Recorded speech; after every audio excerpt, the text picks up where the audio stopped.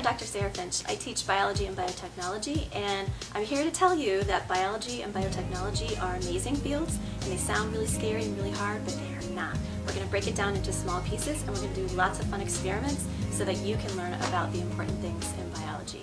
Hi, so today we're going to talk about diffusion. Diffusion is a really important process in how molecules move in cells and in our bodies. So I'm going to describe it to you, and then we're going to talk about some variables that will change the rate or how quickly things diffuse in our cells. So let's first look at what diffusion looks like. So we've got a little experiment here to show you. So these are some test tubes of water, and we have a chemical that we put inside there, potassium permanganate. And potassium permanganate is actually an inorganic compound, very useful in lots of different places. So water treatment uses it, you can use it as an antiseptic on wounds, and they even use it in theater to actually make garments and clothing look old. So that old look, that sort of brown thing that you see. So very, very useful. So we're going to use it to look at how diffusion actually works. So I'm going to show you these test tubes here. This was yesterday.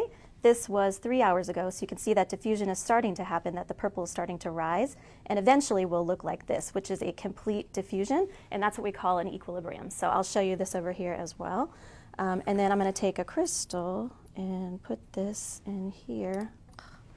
And you can see that that's starting to diffuse, and again, eventually will look completely like this. So the process of diffusion I mentioned is passive, and what passive means is that there is no energy that's required in this process. Okay, so over here we're going to look at candy again, which is great. Always fun to explain science concepts of candy because you can eat them later, which is awesome. So this time, not only do I have gumdrops, but I have M&Ms to show you some different parts about diffusion. So like I said, remember, diffusion is a passive process. That means no energy is required.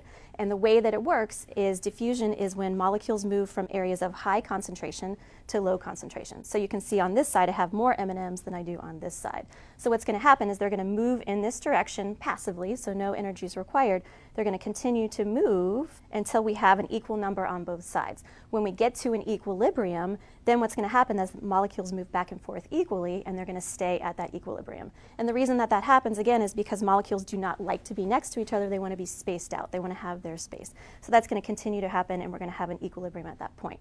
What's interesting is that if you change situations that you're having diffusion in, so if you change things in the cell, meaning you change the temperature of the cell, you change the size of the molecule, or you change the concentration gradient, the rate or the speed at which this happens changes. So the first thing that helps to increase the rate of diffusion is the concentration gradient. Again, we looked at this idea that here there's a higher amount of M&Ms than here. Same thing here, but you can see that there are a lot more M&Ms here than there are here. So this is an increased concentration gradient. So what's going to happen is that they're both going to move in this direction until they get to equilibriums, but this one's going to move a lot faster.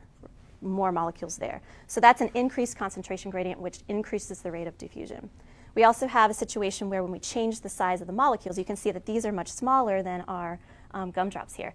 And the gumdrops, because they're bigger, are going to have more friction or drag upon them. So they're still going to move in this way, again, passively, no energy is required, but it's going to take a little bit longer for those to get to the equilibrium because these are larger molecules. And then the last thing I mentioned was temperature. So if I were to take the temperature of this room and increase it to a balmy 100 degrees Fahrenheit, what's going to happen is that's going to increase the rate of diffusion. And that happens in your cells when you have a fever. You have a much higher rate of diffusion of your molecules because it's a higher temperature. So those three things do play a role in the rate of diffusion. So the concentration gradient increases the rate of diffusion. The temperature, when it goes up, also increases the rate of diffusion.